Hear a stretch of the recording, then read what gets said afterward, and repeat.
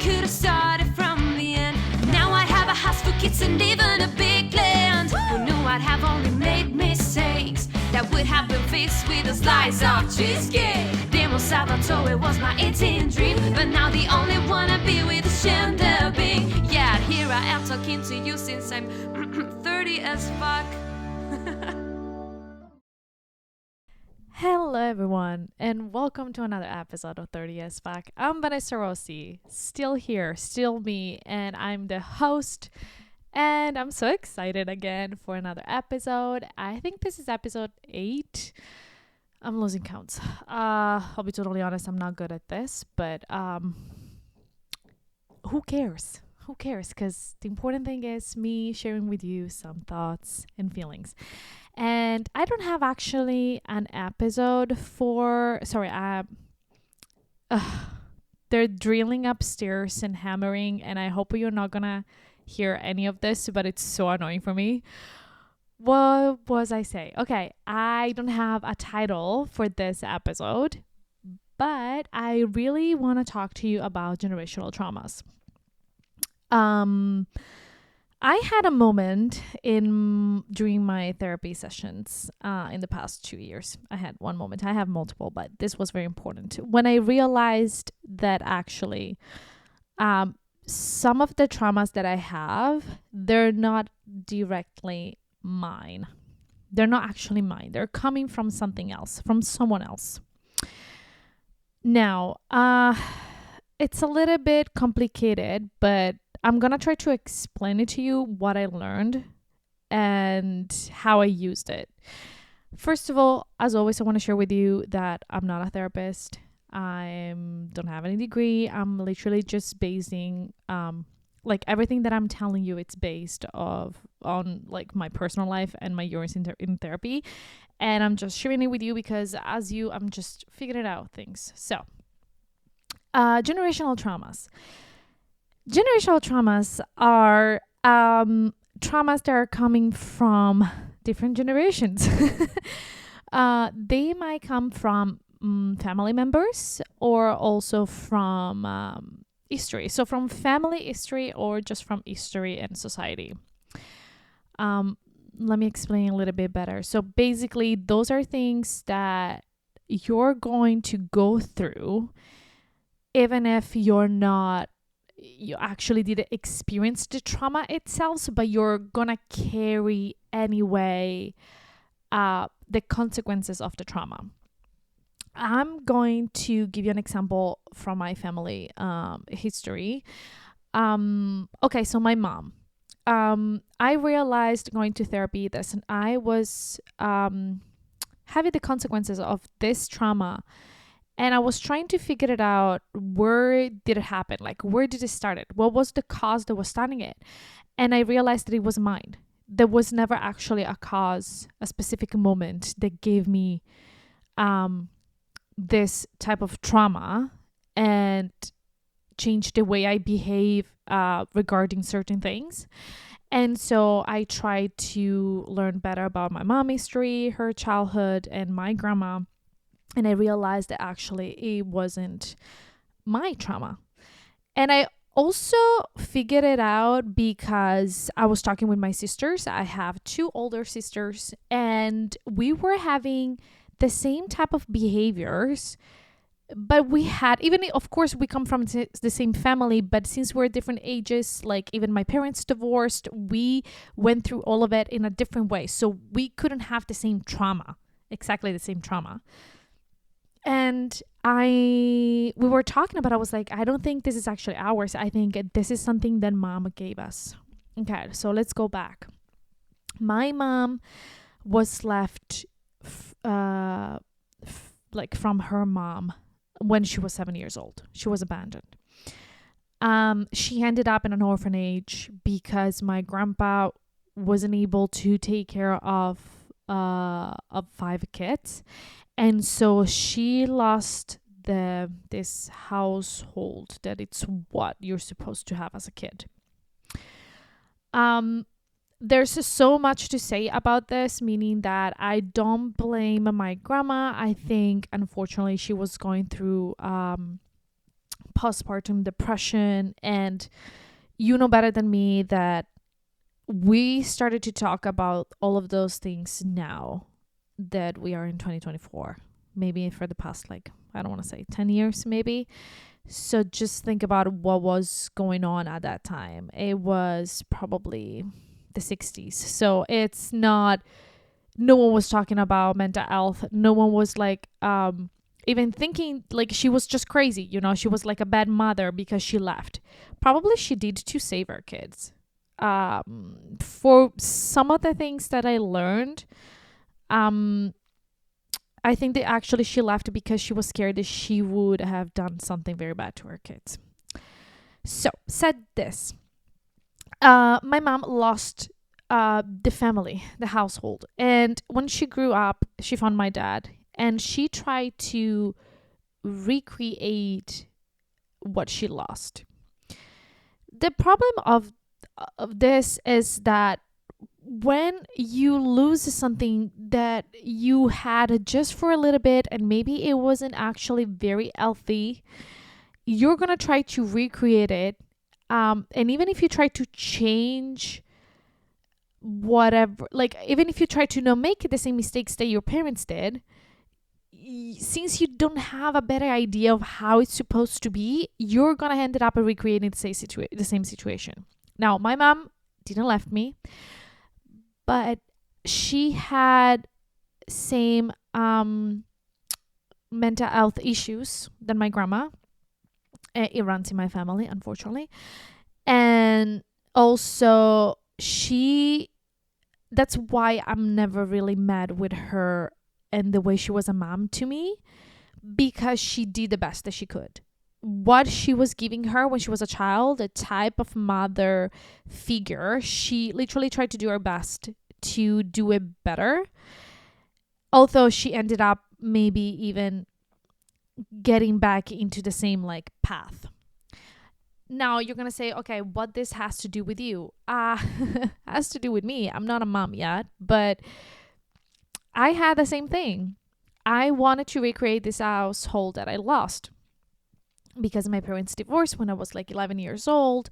I had the abandonment issues too from my dad's side. He didn't really leave me, but it's complicated, probably even for another episode. Basically, the only thing is when he left the house, our relationship changed. And so even if he was figuratively there, I lost the connection. And so basically, I saw in myself and in everything that I was doing with my past relationships, that I was trying to recreate that feeling, the feeling of having like a person next to you. I was so obsessed to be able to find the person to recreate that household. The problem is that since I grew up in a chaotic and dramatic environment, I was chasing the dramatic and the chaotic. And maybe if you think about your life and sometimes you think about your exes and you're like, wow, why am I always going for the drama guy, the guy that it's like toxic, all those type of things. Think about your family. Think about where you're coming from. Think about how your dad probably behaved with your mom. Or because we tend to go for what we know, even if we don't want to. It's like a safety net.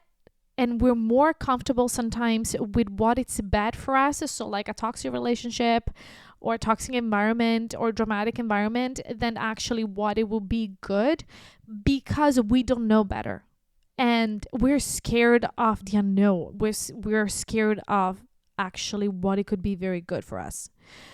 And I was talking, as I said before, with my sisters, and that's what I saw. I saw the same thing. I saw in them the same pattern. Like they were doing differently, but almost the same thing as me. And that's why we started to talk about generational traumas. The best way is to figure it out what it is. As always, I was always suggest you to go to therapy. Please go to therapy, find a therapist. It's very important. It's like going to the gym. It saved my life, literally. And it will give you the perspective on things, and you're gonna find out so many things. You're like, what? That's what I actually said when my therapist talked to me about generational traumas. She was like, I don't think this is yours. And I'm like, yeah, probably. Or maybe I said it because I realized that, because I'm very good. What can I say? Anyway, what was I saying? Gosh, I lost myself. So it might not be yours, and you have to be sure of what it is. Like, like the best way to go through certain traumas, it's even figuring out things, and also helped me a lot to understand my mother, to understand my father, to forgive them. Hear me out, hold on. Forgive doesn't mean forget, and also it doesn't mean that what you feel, it's what's the word that I'm looking for? It's real. Like, your feelings and those traumas are being passed on to you, and all the traumas that actually they caused you, they're valid. And it sucks. And probably you will have to, they should pay for your therapy. Yeah, that's for sure. Like, I pay $300 per month, and that's insane. They should pay for it because they cost everything. But but at the same time, I will give you, like, when you realize certain things and you realize why they act in a certain way, and why they did all of this because they didn't know better, it will be so good for you, so good, and it would really help you to forgive. I want to use the word forgive, something that it's not so easy. Like, one of my sisters, she's still struggling with that, with my mom especially, and I feel it's gonna help you so much to realize why they act in a certain way. So when my mom acted in a certain way, when she was not the mom that I needed, it's not because she didn't want it to. Same with my dad. I'm talking about my mom right now, but same with my dad. It's not because they didn't want it to. It's because they didn't know better. Also, think that we're having kids like at 20. My mom was 25 with my sister. I mean, she was older with me, but she was 25 with my sister, or 26, something like that. My dad was 28. Do you, like, just think about you right now, that maybe you're in your early 30s or late 30s, or you're getting closer to your 30s, and you still don't know shit about your life, or you still like figuring out things. Like, they were raising kids when they were still kids in a society where there was not absolutely the possibility to do things as go to therapy or read like mental health books or any of that. Another thing that I want to say before I move to actually the historical part is that I'm reading this book right now. Of course, I forgot it into like somewhere. I don't know what I put it, and I don't remember the name. But basically, the author, she was talking the first chapter about subconscious and conscious. I think the first one talking about this was Freud, for what I remember for high school, because I don't remember much of psychology. But the famous iceberg. Have you ever heard of the famous iceberg? So conscious is just the top on the surface, and then the subconscious, it's everything that it's under the water. And we have control only of the conscious, not the subconscious. So basically what she was saying is that when we grew up,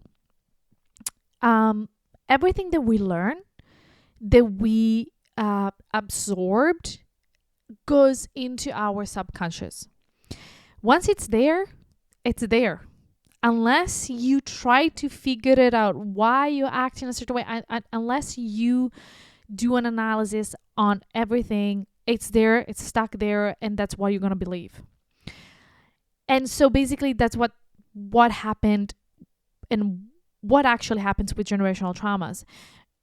It's not something that actually happens in the moment. It's behavior coming from another person while you're in your more vulnerable stage of your life, you're evolving, you're becoming a person, it gets stuck in your brain, it gets into your subconscious, and that's what you're going to believe. And you have basically to retrain your brain to be like, oh no, wait a second, this is not good.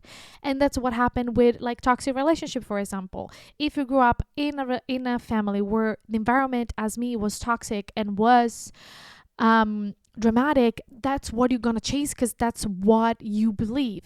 If another example, if you, I don't know, think that if you grew up, it's always like a toxic actually environment, like there's nothing much, but anything, even actually not good things. If you grew up in a place where you absorb so many good behaviors, like good talking, like you had parents that had a beautiful relationship with that open, like talking about everything, a family where you used to talk about everything, that's gonna come natural to you. You're gonna go into relationships, whatever it is, not just with your partner but also with your friends, family members, and that's what it's gonna be. You're gonna be so open on talking, expressing your feelings, because that's what you grew up with and that's what you absorbed. Spoiler alert, that's not what it was in my family. Maybe that's why I struggle so much in the past with my relationships. I'm not good at all to share my feelings. Okay, so let's pass to historical. So historical, it's also like social. I'll give you 2 examples. So those are the things that we believe and get stuck in our brain and are traumas that we carry with us. And it's been giving us from history and society and the way we act between one another. So I'll give you 2 examples. For example, minorities. I want to say like people of color, or I'm going to give you this example because I notice a lot, and I was talking with actually a first generation guy, Steven, love him so much. He's a customer of my diner, and we were talking about this because I noticed, for example, that there are some first generation people coming to the diner and they acting a little bit like defensive, and they come out kind of rude a little bit. And I was talking to him because he's absolutely not. He's the most like awesome guy ever. And I was like, what do you think it's that? Like, I don't understand. I think, like, for me, I think it is a generational trauma. And we were talking about, I was like, probably because for years and years and years, they're being mistreated. And so as a reaction, as something that it's so deep in their skin, they're defending themselves even before something happened. They're on alert. It's literally like a defensive mechanism. It's something might come out like rude. And I'll be honest, at the beginning it was pissing me off a little bit. But then at the same time, I understand. And it's always like the same thing for me. It's always important to be allowed to feel your feelings and be pissed and be mad, but then try to understand why certain things happened. And we were talking about this, and he was like, yeah, unfortunately, I think this is generational trauma that we're carrying with us. It's difficult because we're still struggling a lot with like integration and be recognized our rights and all those type of things. And I feel that this happens with a lot of minorities, and it's so sad. And I hope one day all of this is gonna change. So this is one example. The other example, it would be women.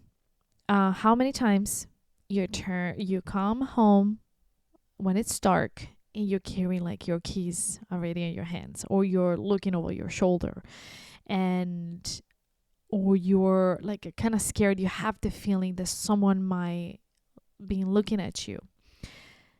This is a generational trauma. This is how much we've been mistreated in history and how much we've been influenced. And even if we're never been attacked in our life, we are acting as we did because it's been absorbed by our brain how much dangerous is still to be a woman and go around alone and be in there's society and there's still so many bad people out there.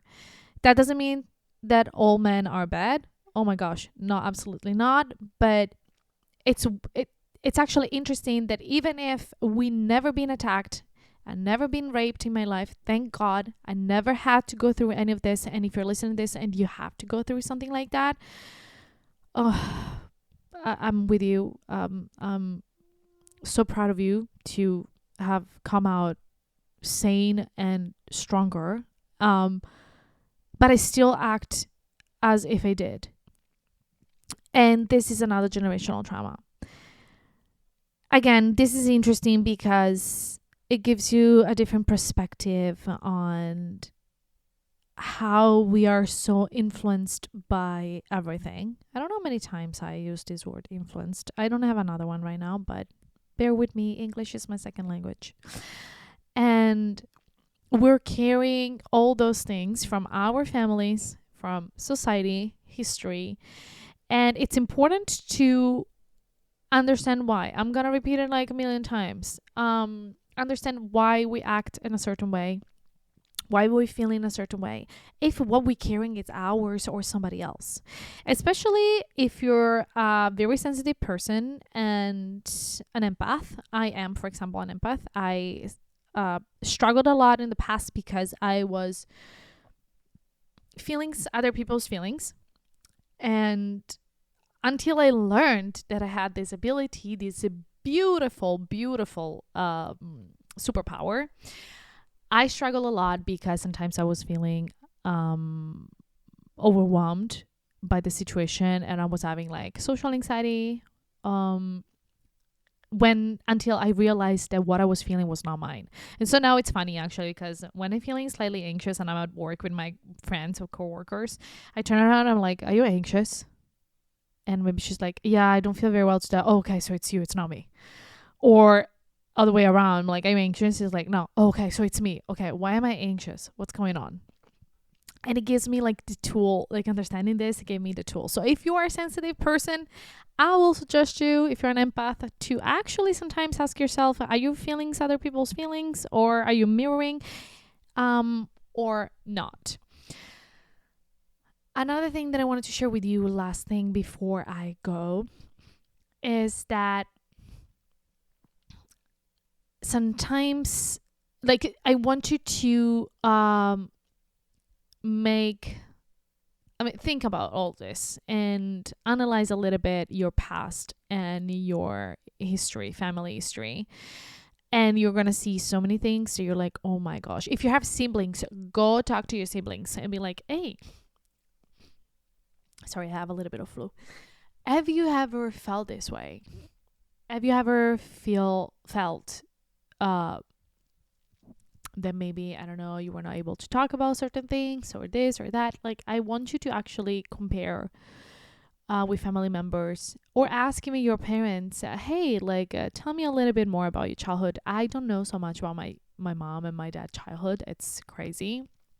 Sometimes I have conversations with my mom, with my dad about it. And also it will be so crazy because you're gonna also see why you look a lot like your mom or your dad. I'm speaking like about your behaviors, of course, and your characters, not physical. So you're gonna be like, oh, that's why I do these things, like, because my dad used to act like this, that's why. Like, my dad, it's that type of person that doesn't share his feelings, and I'm not. And I think I got that from him, other than the environment of my family. My family never shares. Like, we never share, and we're a classic Italian family, meaning that we never share until we explode and we're all together for an event. So scared for the next June. My sister's getting married, so I don't know what's gonna happen. And we just fight. We fight. We're not able to sit down and just have a normal conversation. A little fun fact before I leave you. I went back after 3 years that I was here and I was already going to therapy. So I didn't see them for 3 years. I went back. It was a night. We were having pizza. It was a lot of us. Not all of us, but a lot of us. And they started yelling and screaming. And I was like, guys, you're crazy. Like, why are you screaming and yelling? Like, why don't you just listen, like, to one another? It was so insane that I was like, but it was good because of that I was like, oh, therapy, it's working. Like, I'm not the type of person anymore. I don't like this behavior anymore. This is like, I recognize how toxic this is. Okay, I think I'm gonna let you go. I'm gonna let you go back to your life, and I don't know if you have any questions, let me know. If you have any comments, please do go follow the page 30 as Fact Podcast on Instagram, or my page, Vanessa Di Rossi.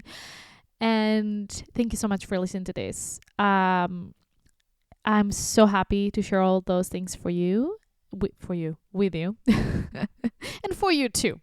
I hope this helped any of you anyway, and see you next time. Ciao, ciao. Yeah, here I am talking to you since I'm 30 as fuck.